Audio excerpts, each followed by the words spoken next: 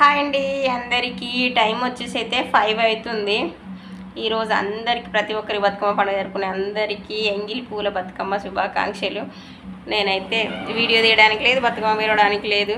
ఇంకా ఇప్పుడు 5 అయింది, బతుకమ్మ రెడీ చేయడానికి కుదిరిందనమాట. చూడండి పువ్వులు ఏమేమి ఉన్నాయో, హైదరాబాద్ కథ. 5 అవుతుంది, ఇప్పుడు దీపం పెట్టుకున్నాను. పువ్వులు వెళ్తున్నాయితే మామూలు గులాబీ పూలు అలాంటి పూలు ఏం లేవండి దారిలో.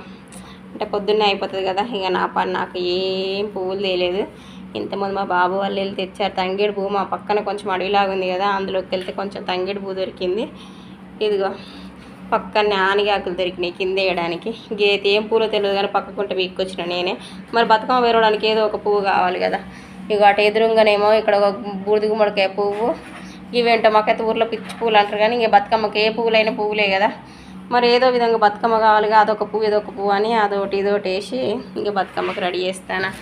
బాయ్ అండి.